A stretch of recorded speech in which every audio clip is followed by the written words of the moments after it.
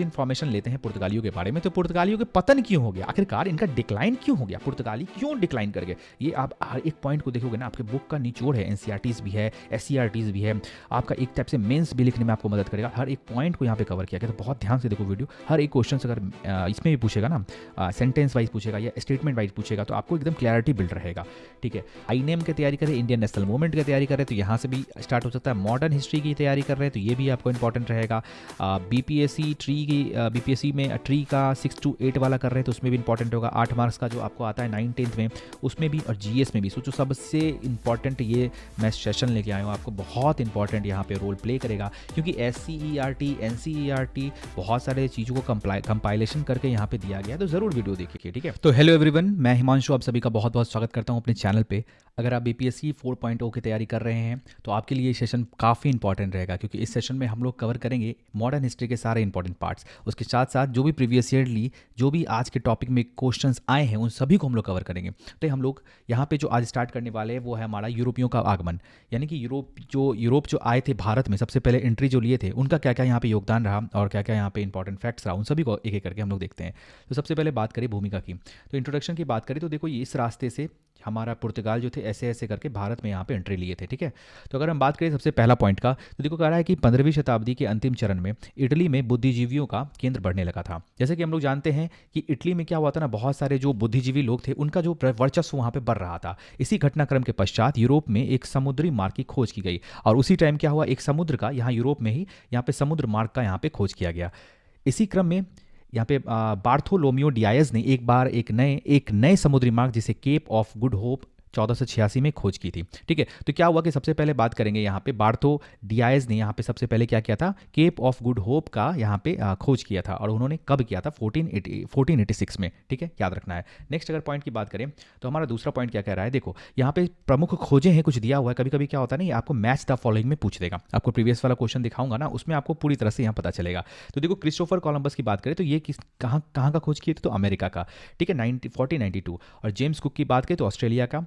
Vasco D gamma Bharat, बहुत important है और काफ़ी बार एग्जामिनेशन में पूछा गया है। उसके बाद हम बात करें एब्लेम तस्मान ने न्यूजीलैंड की खोज की थी, ये मैच द फॉलोइंग में पूछा हुआ क्वेश्चन है। ठीक है, चलो नेक्स्ट हम बात करते हैं यहाँ पे। देखो अब हम क्या है कि क्रम, यानी कंपनी कैसे कैसे भारत में आया और अपनी कंपनी को किस तरह से स्थापित किया, उसके क्रम को जानेंगे। तो यानी सबसे पहले कंपनी की स्थापना किन्होंने की, तो याद रखिएगा यहाँ पे सबसे पहले डच, यहाँ पुर्तगाल आए थे, फिर डच आए थे, फिर ब्रिटिश, फिर डेनिस, फिर फ्रांस। ठीक है, तो यहाँ पे आपको याद रखना है ये क्रम है, सबसे पहले आए कौन थे। और ये भी कभी कभी पूछता है कि स्थापना कंपनी, यानी कंपनी जिसने पहले बनाया उसका क्रम क्या है, तो यहाँ पे पुर्तगाल है, ब्रिटिश है, देखो यहाँ पे डच था, डच पहले आए थे लेकिन ब्रिटिश इनसे पहले यहाँ पे कंपनी की स्थापना की थी, फिर यहाँ पे डच हो गया, फिर डेनिस हो गया, फिर फ्रांस हो गया। बिल्कुल याद रखना है, देखो इसको याद करने का PDEF। ठीक है, यहाँ पे डी भी आ रहा है। ठीक है, याद रखना PDEF, यहाँ पे क्या है, पुर्तगाल, डच, फ्रांस, डेनिस, लास्ट में कौन है, फ्रांस है, और सबसे पहले पुर्तगाल है। ठीक है, याद रखना है। ब्रिटिश तीसरे नंबर पे है, ऐसे याद रखना है। उसके बाद बात करें कंपनी बनाने का क्रम, तो सबसे पहले पुर्तगाल, फिर ब्रिटिश, फिर डच, फिर डेनिस, फिर फ्रांस। ठीक है, ये क्रम आपको याद रखना है।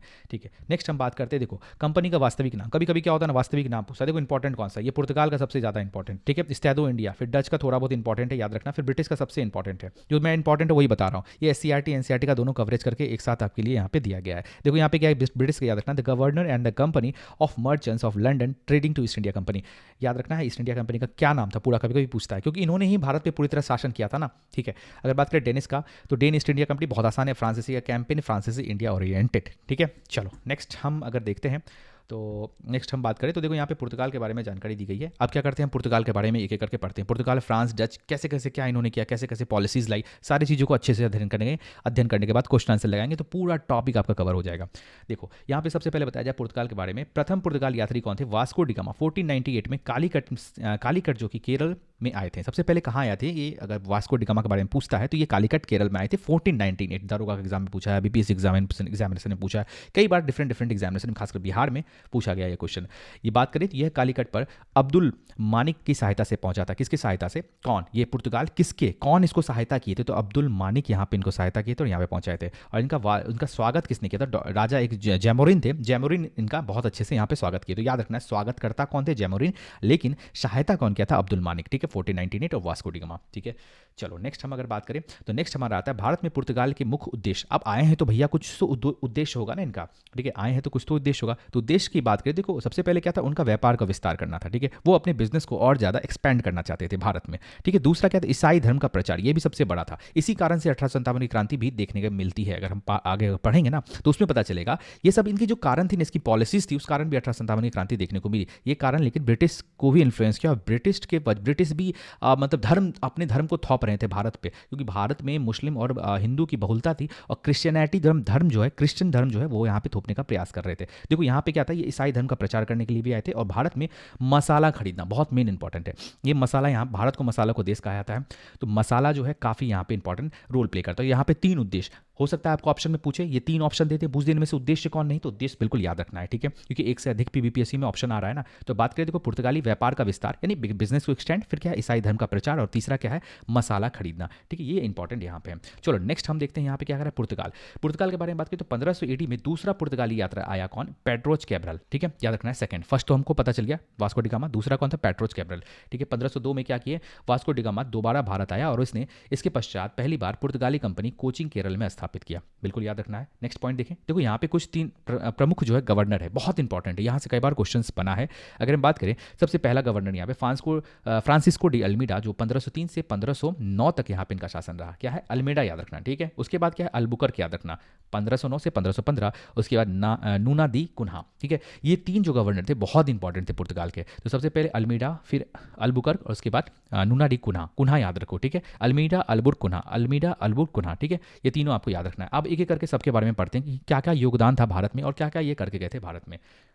अब हम बात करेंगे फ्रांसिस्को डी अल्मीडा का। देखो यहाँ पे फ्रांसिस्को डी अल्मीडा के बारे में बात करें तो ये कौन है, प्रथम पुर्तगाली वाइसराय हैं, और इन्होंने भारत में क्या किया कि नीले शांत जल की नीति प्रारंभ की, ठीक है। और ये क्या है, नौसैनिक शक्ति को बढ़ावा देने के लिए, ठीक है। कभी कभी पूछता है नीले शांत जल की नीति किसने प्रारंभ की थी, तो याद रखना अल्मीडा ने, और प्रथम भी थे ये, प्रथम वाइसराय भी थे पुर्तगाल के। और तीसरा बात ये पूछता है कि जो नीले शांत जल की नीति है ये किस लिए आई थी, ठीक है। तो ये आया था आपको नौसैनिक को बढ़ावा देने के लिए, ठीक है। देखो भारत में देखो प्रमुख प्रतिबंधी कौन थे, किनके, ये जो है अल्मीडा के, ठीक है, यानी फिर कह सकते हैं पुर्तगाल के जो है प्रमुख प्रतिबंधी कौन थे, कौन कौन उनको कंपटीशन देते थे। देखो अरब, मिस्र, तुर्की और गुजरात, ये जब आए ना तो इनको ये सारे से बहुत ज़्यादा मतलब कॉम्पिटिशन मिल रहा था, ठीक है। नेक्स्ट अगर हम बात करते हैं तो देखो यहाँ पे अल्मीडा की बात करें तो 1508 में चौल के युद्ध में, ठीक है, बैटल ऑफ चौल जो हुआ था 1508 में, याद रखना, कभी कभी पूछता है किसके किसके बीच हुआ था, फ्रांस के बीच या भारत के बीच, फ्रांस और भारत के बीच हुआ था। और उस टाइम कौन थे, फ्रांसिस्को डी अल्मीडा भी यहाँ से लड़ रहे थे।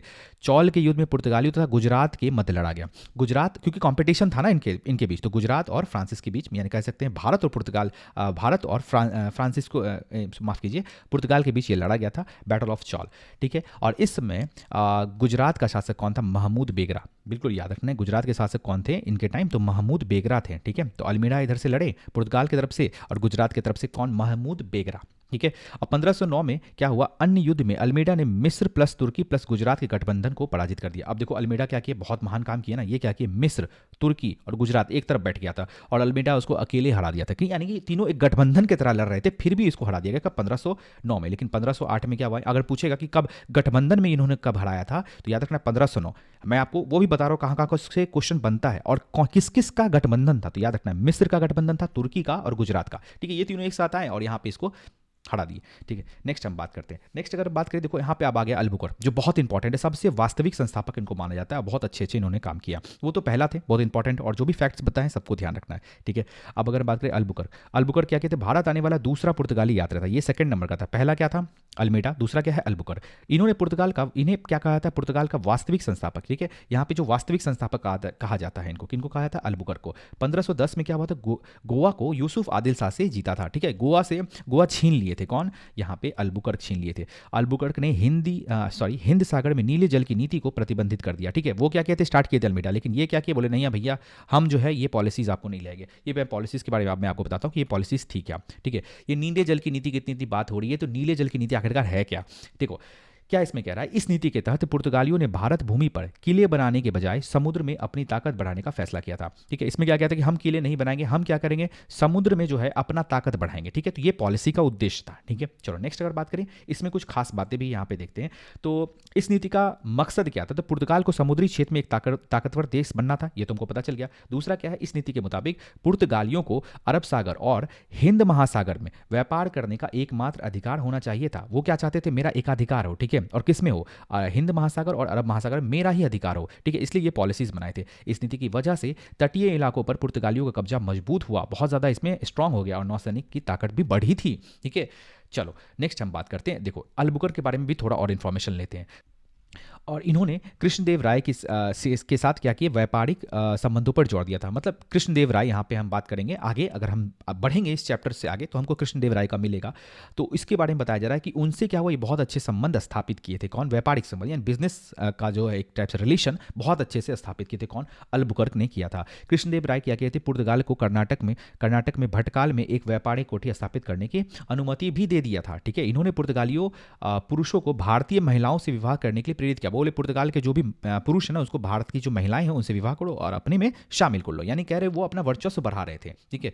तो उनका ही वंशज रहेगा तो उनका ज़्यादा वर्चस्व रहेगा, इसलिए इनका ये पॉलिसी था। तो शादी करना भी यहाँ पे प्रेरित किए, बिजनेस भी कर रहे थे, अच्छे अच्छे से काम कर रहे थे, इसलिए इनको खासकर वास्तविक संस्थापक माना जाता है। इन्होंने भारत में सती प्रथा और पुर्तगाली क्षेत्र में प्रतिबंधित कर दिया, मतलब भारत में जो सती प्रथा को प्रतिबंध, ये तो अच्छी बात कही इन्होंने, लेकिन क्या अगर आप किसी के धार्मिक चीज़ों में हस्तक्षेप करते हो तो वहाँ के जो लोग हैं वहाँ तो गुस्सा होंगे ना। तो सती प्रथा को इंडियंस उस टाइम बहुत अच्छा मानते थे, मतलब वो समझते थे कि मेरे ये पूर्वज के द्वारा दिया गया कुछ ऐसा चीज़ है जिसको हम लोग माने, ठीक है। तो ये लोग मानते थे, लेकिन यहाँ पे ये प्रतिबंध कर दिए। तो यहाँ पे भी इनका यहाँ पे ये खामी अगर हम देखेंगे तो आगे नजर आता है, ठीक है। अब देखो बैटल ऑफ स्वाली यहाँ पे देखने को मिलता है। तो देखो यहाँ बैटल ऑफ स्वाली, सबसे पहले सवाल पूछता है बैटल ऑफ स्वाली किसके किसके बीच लड़ा गया था। तो ब्रिटिश के बीच में लड़ा गया था और पुर्तगाली, यानी कि समझ लो ब्रिटिश एंट्री ले लिया है, तो ब्रिटिश और पुर्तगालियों के बीच बैटल ऑफ स्वाली का युद्ध यहाँ पे लड़ा गया था। पूछेगा स्वाली कहाँ है, कभी कभी पूछता है, लोग ध्यान नहीं देते, लेकिन याद रखना यहाँ पे सूरत में, ठीक है, सूरत में है। तो इस युद्ध का मुख्य कारण क्या थे, अब आते हैं भैया कारण पे। देखो ब्रिटिश सूरत में व्यापारी कारखाना स्थापित करना चाहते थे, ठीक है,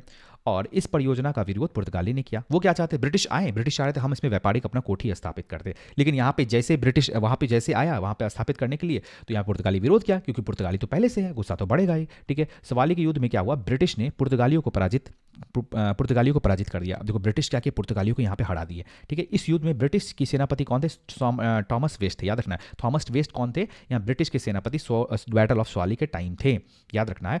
और देखो स्वाली के युद्ध के बाद पुर्तगाली गुजरात में अत्यधिक कमजोर होने लगे थे। स्वाली के युद्ध के बाद ही ये लोग का स्थिति बहुत कमजोर होने लगा था, परंतु 1661 में क्या हुआ, ब्रिटिश राजकुमार चार्ल्स द्वितीय ने कैथरीन से विवाह कर लिया, ठीक है। अब देखो यहाँ पे क्या हुआ, ब्रिटिश का एक राजकुमार था चार्ल्स द्वितीय, वो क्या किया, कैथरीन से विवाह कर लिया, ठीक है, पूरे पुर्तगाल के राजकुमार। और इस विवाह के दौरान पुर्तगालियों ने मुंबई को दहेज के रूप में दिया। अब मुंबई हमारा है, हमारा ही मुंबई को दहेज के रूप में दिया कि भैया दहेज में ले लो, ठीक है। तो यहाँ पे व्यवहारिक संबंध यहाँ पर स्थापित हो गया, तो याद रखना है। तो इसी युद्ध के समय क्या हुआ था ना, यहाँ पे इसी टाइम के आसपास, तो यहाँ पे व्यवहारिक संबंध स्थापना हो गया था, ठीक है। और कुछ इन्फॉर्मेशन लेते हैं पुर्तगालियों के बारे में। तो पुर्तगालियों के पतन क्यों हो गया, आखिरकार इनका डिक्लाइन क्यों हो गया, पुर्तगाली क्यों डिक्लाइन कर गए, ये आप हर एक पॉइंट को देखोगे ना, आपके बुक का निचोड़ है, एनसीईआरटीज भी है, एससीईआरटीज भी है, आपका एक टाइप से मेंस भी लिखने में आपको मदद करेगा। हर एक पॉइंट को यहाँ पे कवर किया गया, तो बहुत ध्यान से देखो वीडियो। हर एक क्वेश्चन अगर इसमें भी पूछेगा ना, सेंटेंस वाइज पूछेगा या स्टेटमेंट वाइज पूछेगा, तो आपको एकदम क्लैरिटी बिल्ड रहेगा, ठीक है। और देखो यहाँ पे क्या करा है, भारत में अल्बुकर्क को उत्तराधिकारी जो है बेहद कमजोर हो गए थे। सबसे पहला कारण यही माना जाता है, जो भी उत्तराधिकारी थे वो धीरे धीरे कमजोर, क्योंकि ब्रिटिश वहां पे आ गया। तो अब ब्रिटिश क्या कहते हैं, स्वाली का युद्ध में जब बताया ना, स्वाली का युद्ध में इसको हरा दिए थे, तो धीरे धीरे जितने भी उसके उत्तराधिकारी आए वो क्या हुए, बहुत वीक होने लगे। वे भारत में पुर्तगाली व्यापार के विस्तार में महत्वपूर्ण भूमिका नहीं निभा रहे थे। पुर्तगाली कर्मचारियों का वेतन काफी कम था, जिसके कारण इन्होंने भारत में भ्रष्टाचार कर दिया। भ्रष्टाचार यहाँ पे चरमोत्कर्ष पे बैठ गया था, और इन्होंने हिंद महासागर में भी लूटपाट करना स्टार्ट कर दिया। भारत में अधिक व्यापार का विस्तार नहीं कर पाए। इन्होंने एक नए उपनिवेश ब्राजील की खोज कर ली थी। पुर्तगाल अब कंपनी की प्रकृति क्या हो, सहिष्णु नहीं थी, वो सहिष्णु प्रवृत्ति के नहीं थे। भारत में उनकी जो है प्रतिद्वंदी भी कंपनियां पुर्तगाल से योग्य सिद्ध हुए, ठीक है। और उनके जो भी कॉम्पिटिटर थे वो पुर्तगाल से बढ़िया हो गए, ठीक है। और ब्राजील भी एक यहाँ पे खोज लिए थे, तो यहाँ पे ये सोचे कि भैया अब मेरा पतन हो, मतलब वो चले गए उस साइड, तो इनका धीरे धीरे क्या हुआ, डिक्लाइन होने लगा, ठीक है। अब देखो योगदान, अब हम जानेंगे पुर्तगाली क्या क्या यहाँ पे योगदान दिए हैं भारत में। तो सबसे पहले अगर हम बात करें तो देखो यहाँ पे प्रिंटिंग प्रेस की स्थापना करने में बहुत योगदान दी, और जो कि गोवा में किया गया 1556 में भारत में किया गया, ठीक है। याद रखना है प्रिंटिंग प्रेस की स्थापना करने में इनको बहुत बड़ा योगदान था। उसके बाद आलू, तंबाकू, अनानास, टमाटर, ये सब भी इनको यहाँ पे दिया गया, मतलब पुर्तगाली के द्वारा भारत को दिया गया, ठीक है। और गौथिक कला की शुरुआत भी यहाँ पे पुर्तगाली के द्वारा ही की गई। और जापान के साथ व्यापार के संबंध जो अभी हम लोग देख रहे हैं ना, तो पुर्तगाली की ही देन है, ठीक है। जहाज का भी निर्माण यहाँ पे इन्होंने सिखाया, साथ साथ स्कूल कॉलेजेस, बहुत सारे स्कूल कॉलेजेस यहाँ पे खोले, तो योगदान भी आपको ध्यान रखना है, ठीक है। नेक्स्ट देखो यहाँ पे आता है हमारा डच, ठीक है। पुर्तगाल आ गया, पुर्तगाल आ गया PD, अब D से करेंगे डच, ठीक है, 1602 से 759, ठीक है, 1759। यह नीदरलैंड या हॉलैंड से आए थे, कभी डायरेक्टली पूछता है कि कहाँ से आए थे, तो नीदरलैंड हॉलैंड से आए थे। या भारत में पुर्तगालियों के पश्चात आए थे, पुर्तगाली के बाद आए थे। भारत आने वाला यह प्रथम डच नागरिक कौन था? हॉटमैन था, याद रखना है, हॉटमैन सबसे पहला डच नागरिक याद रखना है। पहला कौन था उसमें? पुर्तगाल वाला याद रखना है, फिर यहाँ भी आपको याद रखना है। फिर देखो, डच ईस्ट इंडिया कंपनी की स्थापना नीदरलैंड की सांसद की चार्टर एक्ट द्वारा हुआ। प्रारंभ में से 21 वर्ष तक व्यापार करने के लिए अनुमति मिली थी, ठीक है। चलो नेक्स्ट हम देखते हैं। डच उतना इंपॉर्टेंट नहीं, थोड़ा बहुत जो इंपॉर्टेंट रहेगा मैं बता दूंगा, ठीक है। फिर डच 1609 और 1759। देखो, डच कंपनी के पास निम्नलिखित अधिकार थे। क्या क्या अधिकार था? सबसे पहले क्या था? वो युद्ध में भाग ले सकते थे, सबसे पहला अधिकार। दूसरा अधिकार क्या था? वो संधि भी कर सकते थे, किलों का दुर्गीकृत भी कर सकते थे। भारत में इनका अधिकार सूती वस्त्र तथा मसाले पर था। और यह भारत से ज़्यादा इंडोनेशिया के व्यापार में ज़्यादा रुचि रखते थे। भारत से ज़्यादा ये इंडोनेशिया की तरफ इनका झुकाव था, इसलिए वैसे कुछ खास इंपॉर्टेंस नहीं है, लेकिन है इंपॉर्टेंट, पढ़ना तो है भैया। फिर देखो, डचों के पतन के कारण क्या थे? डच सरकार के सीधा नियंत्रण हो गया था, मतलब सरकार उसमें इंटरवेंशन। यहाँ पे ये देखो, ये सरकार, ये डच पूरा ये नहीं है कि आपको पूरा सरकार गई, वो कंपनी है डच का, ठीक है। वो क्या है? कंपनी। तो कंपनी पे क्या हुआ कि अगर आपका गवर्नमेंट ही ज़्यादा हस्तक्षेप, डायरेक्टली हस्तक्षेप करने लगेगी, तो यहाँ पे दिक्कत की सामना करना पड़ जाएगा। तो यहाँ पे क्या, सीधा ही नियंत्रण हो गया गवर्नमेंट का। फिर देखो, भारत की अपेक्षा डच इंडोनेशिया के व्यापार में ज़्यादा, मतलब वो इंडोनेशिया पे ज़्यादा उनको झुकाव होने लगा था, भारत में थोड़ा इनको कम इंटरेस्ट होने लगा था। फिर नौसैनिक शक्ति भी इनके पास उतना ज़्यादा नहीं था जितना पुर्तगाल के पास था, और जो भी ब्रिटिश वगैरह हैं उनसे बहुत ही कम था। तो यहाँ पे कह सकते हैं कि ये जो है इनका यहाँ पे पतन हो गया, ठीक है। चलो नेक्स्ट हम आते हैं ब्रिटिश, मोस्ट इंपॉर्टेंट है, ठीक है। ब्रिटिश को थोड़ा ध्यान से सुनना, ब्रिटिश के बारे में ध्यान से हम लोग पढ़ेंगे। फिर देखो, भारत आने वाला प्रथम ब्रिटिश यात्री कौन था? जेम्स मेडन हॉल था। 1599 में भारत आया था, याद रखना, जेम्स मेडन हॉल भारत में प्रथम ब्रिटिश आया था। फिर देखो, ईस्ट इंडिया कंपनी, EIC मतलब होता है ईस्ट इंडिया कंपनी, की स्थापना 1599 में लंदन के व्यापारिक समूह मर्चेंट एडवेंचर्स के द्वारा किया गया, याद रखना है, मर्चेंट एडवेंचर्स, ठीक है। और 31 दिसंबर क्या हुआ? 1680 में महारानी ने चार्टर एक्ट द्वारा कंपनी को 15 वर्ष का व्यापार का परमिट दे दिया। इस समय ब्रिटिश महारानी एलिजाबेथ प्रथम थी तथा भारत के शासक मुगल बादशाह अकबर था। 1609 में क्या हुआ? 1609 में ब्रिटिश सम्राट जेम्स प्रथम कंपनी को असीमित समय के लिए अब कंपनी को व्यापार की अनुमति मिल गई थी। तो मतलब अब हमेशा के लिए इनको व्यापार की अनुमति मिल गई अंग्रेज को, ठीक है। अब देखो, प्रारंभिक समय में कंपनी केवल व्यापार पर ध्यान केंद्रित किया, साम्राज्य विस्तार पे सबसे पहले आए तो बोले भैया सिर्फ हम जो है यहाँ पे बिजनेस करेंगे, ठीक है। यहाँ पे हम लोग क्या करेंगे? बिजनेस, यहाँ पे सिर्फ जो है हम लोग बिजनेस ही करेंगे, हमको जो है अपना किसी तरह से विस्तार भारत में नहीं करना है, अपने साम्राज्य का विस्तार नहीं करना है। फर्स्ट टाइम, मतलब उनका पहला यही सोच था कि सिर्फ बिजनेस करना है। धीरे धीरे इन्होंने क्या किया?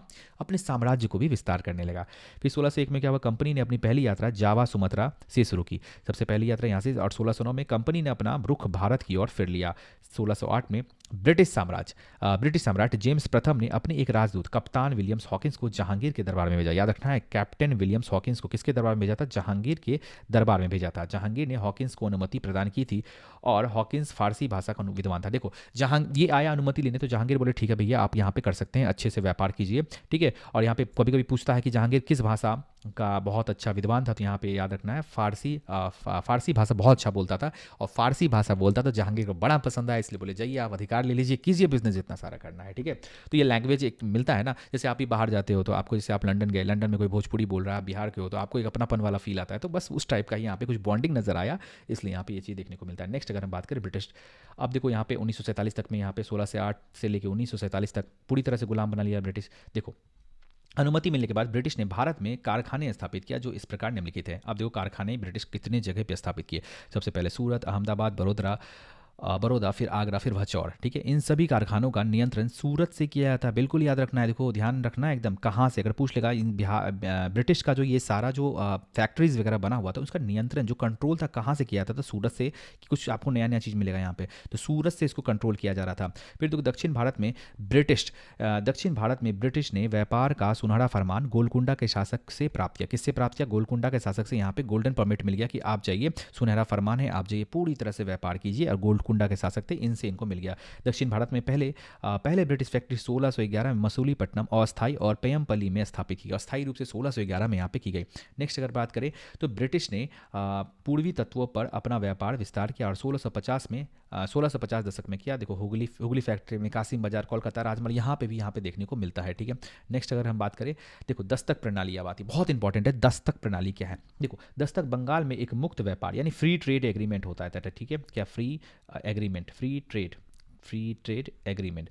ये क्या होता था? फ्री ट्रेड एग्रीमेंट होता था, ठीक है। इसमें क्या था? दस्तक बंगाल में एक मुक्त व्यापार करने का अधिकार था कि आप ये पूरी तरह से मुफ्त है, बिना टैक्स दिए आप व्यापार करते रहिए, ठीक है। बदले में कंपनी ने बादशाह को 3,000 वार्षिक देने का वादा किया, ठीक है। तो कंपनी क्या बोला? बादशाह, जो यहाँ पे बादशाह थे, उसको बोले कि आपको हम 3,000 वार्षिक देंगे, हमको आप फ्री ट्रेड एग्रीमेंट दीजिए कि हम बिना कोई शुल्क चुकाए यहाँ पे पूरी तरह से फ्री होकर पूरी तरह से टैक्स के एशम्सन, मतलब पूरी तरह से एशम्सन दे दीजिए हमको टैक्सेशन का, और हम पूरी तरह से फ्रीली व्यापार कर पाए बिना कोई चुंगी चुकाए, बिना कोई टैक्स दिए। फिर देखो दस्तक प्रणाली में भारत में, दस्तक प्रणाली को भारत में क्या कहा था? मैग्ना कार्टा की संज्ञा दी जाती है, याद रखना है। दस्तक मैग्ना कार्टा क्या था? तो याद रखना है दस्तक प्रणाली थी। इसमें से हर एक स्लाइड से क्वेश्चन बन सकता है, ध्यान से देखोगे तो। फिर देखो 1707 AD में क्या हुआ? मुगल बादशाह फारूक शेर ने ब्रिटिश को दस्तक का अधिकार बंगाल, गुजरात और हैदराबाद में दिए थे, ठीक है। परंतु कुछ समय पश्चात दस्तक प्रणाली को बंगाल तथा हैदराबाद से प्रतिबंधित कर दिया गया। 1717 में क्या हुआ? जॉन सुरमन की अध्यक्षता में एक ब्रिटिश मंडल मुगल बादशाह से मिला और दस्तक से अधिकार प्राप्त कर लिया, ठीक है। चलो नेक्स्ट अब हम देखते हैं। नेक्स्ट हमारा पॉइंट यहाँ पे आता है, एक मिनट रुक जाओ भाई। हाँ, अब देखो यहाँ पे डेनिस या डेन आता है, ठीक है। यहाँ पे डेनिस के बारे में पढ़ेंगे, डेन के बारे में पढ़ेंगे। अंग्रेज के बारे में इतना ही ज़्यादा इंपॉर्टेंट आपके एग्जामिनेशन पॉइंट ऑफ व्यू से अगर आप, चलो आगे बढ़ते हैं, डेनिस के बारे में पढ़ते हैं। तो देखो यहाँ पे डेनमार्क है, डेनिस, ठीक है। यह डेनमार्क से आए थे। डेनिस भारत में सबसे कमजोर यूरोपीय थे। अगर पूछेगा सबसे कमजोर कौन था, तो यूरोपीय थे, ठीक है। सबसे कमजोर यूरोपीय कौन थे? तो डेनिस ही थे। और भारत में इनके कारखाने कहाँ कहाँ थे? ट्रैंकोबार तमिलनाडु, ठीक है, 1620, और सोरमपुर बंगाल। ये उतना इंपॉर्टेंट नहीं है, फिर भी देख लो, क्या पता एग्जामिनेशन का दिमाग घूम जाए। फिर देखो इन्होंने अपने समस्त कारखानों को 1849 से 1853 में ब्रिटिश को बेच दिए, ठीक है। चलो अब ब्रिटिश को बेच के चला गया तो क्या ही होगा। अब देखो हम पढ़ते हैं फ्रांस के बारे में। फ्रांस के बारे में बात करें तो फ्रांस क्या है? यह ब्रिटिश का सबसे बड़े प्रतिद्वंदी। देखो सबसे बड़े जो ब्रिटिश को कंपटीशन दिए तो कौन थे? फ्रांस ही थे। और स्थापना कहाँ हुआ था? स्थापना कोलबर्ट 1664, यह एक सरकारी कंपनी थी और इस कंपनी को कुछ विशेष अधिकार दिए गए थे, लेकिन विधि अधिकार से, विधि मतलब क्या? कानून बनाने के अधिकार से इनको क्या किया गया था? वंचित किया गया था। भारत आने वाले प्रथम फ्रांसीसी नागरिक कौन थे? फ्रांसीसी कैरो था, ठीक है, याद रखना है, फ्रांसिस कैरो थे यहाँ पे प्रथम आपको फ्रांसीसी नागरिक। और इस समय फ्रांसीसी शासक लुई 14 थे। शासक कौन थे वहाँ पे जो फ्रांस में? लुई 14 थे, याद रखना है, ठीक है। चलो नेक्स्ट हम बात करते हैं। नेक्स्ट हमारा पॉइंट क्या आ रहा है? फ्रांस में पहली फैक्ट्री सूरत में 1667 में यहाँ पर स्थापना की गई, और फैक्ट्री सूरत में, मसूलीपट्टनम, उसके बाद मद्रास, पौंडीचेरी, उसके बाद चंद्रनगर में यहाँ पे की गई, ठीक है।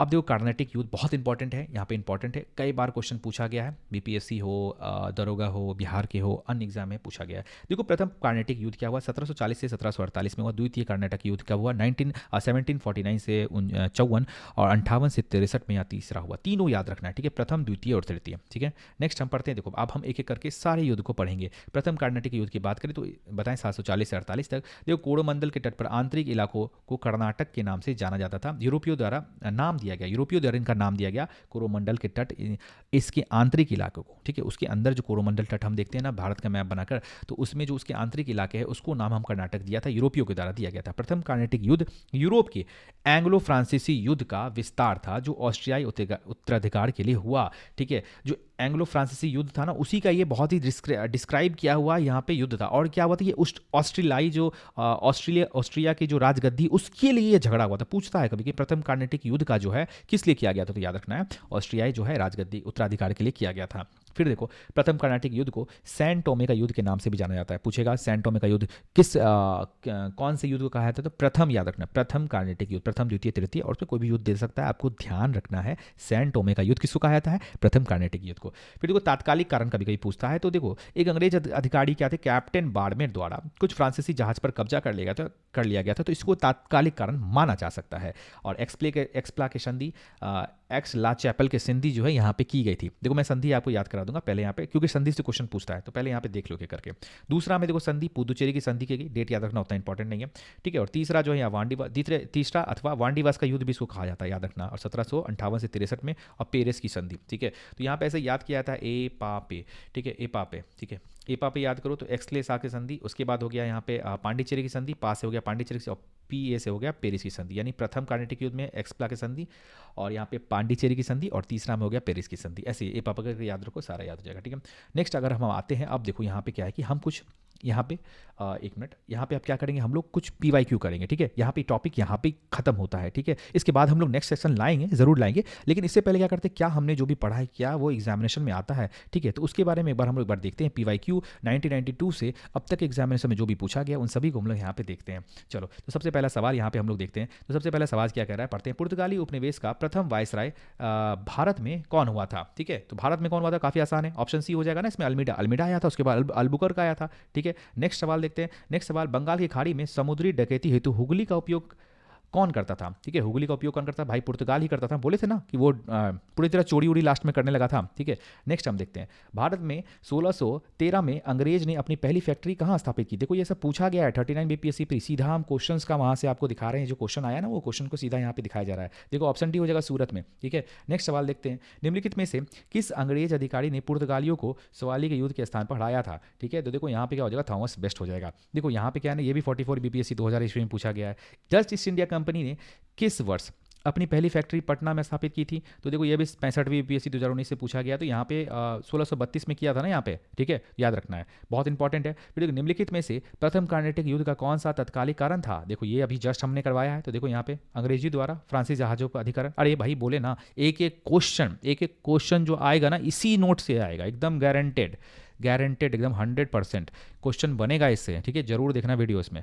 फिर देखो 1760 का प्रसिद्ध वांडीवास का युद्ध अंग्रेज द्वारा किसके खिलाफ लड़ा गया था, काफ़ी आसान ये हो गया आंसर है, फ्रांसीसी के विरुद्ध लड़ा गया था। देखो ये भी पूछा गया है आपको एग्जामिनेशन में। उस क्षेत्र की पहचान करें जहां यूरोप वासियों को सर्वोत्तम सोडा और अफीम प्राप्त होता था। देखो ये हो गया बिहार, क्योंकि बिहार BPSC है, तो याद रखना ये क्वेश्चन मान लो वहाँ पे नहीं करवाए लेकिन यहाँ पे करवा दिए, कवर हो गया ना, ठीक है। फिर अंग्रेज के शासनकाल में भारत का कौन सा क्षेत्र अफीम उत्पादन के लिए प्रसिद्ध था, ये भी बिहार। देखो 47 BPSC में रिपीटेड क्वेश्चंस। और यहाँ पे आखिरी क्वेश्चन है, देखो यहाँ पे क्या है, आपको मिलावट करना है, यानी इसको मैच करना है, ठीक है। तो इसका आंसर आप अगर बता सकते हो कमेंट सेक्शन में बताओ, वैसे मैं बता दे रहा हूँ। ये देखो यहाँ पे इसका आंसर हो जाएगा ऑप्शन सी, यहाँ पे मैच कर लो। तो देखो एक आती क्रिस्टोफर कोलंबस, ठीक है। उसके बाद क्या है, बी का 4 हो गया फ्रांस। फिर देखो C का 1 पुर्तगाल, और उसके बाद डी का 1, माफ़ कीजिए डी का 2, ठीक है। यहाँ पे याद रखना ये सब सारा चीज़, ठीक है। तो ये 69 BPSC में यहाँ पे पूछा गया था। तो उम्मीद करते हैं ये सेशन आपको सही लग रहा होगा। सही लग रहा है तो प्लीज़ आप हमारे चैनल को सब्सक्राइब कीजिए, क्योंकि आपको सपोर्ट की बहुत ही आवश्यकता है। नए चैलेंज क्रिएट हुए हैं, फिर से मैं एक्टिव हुआ हूँ, और TRE 4 के लिए बहुत इंपॉर्टेंट रहेगा। सारी चीज़ों को GS में हम लोग यहाँ पे कवर करवा देंगे। बहुत बहुत धन्यवाद वीडियो देखने के लिए, थैंक यू।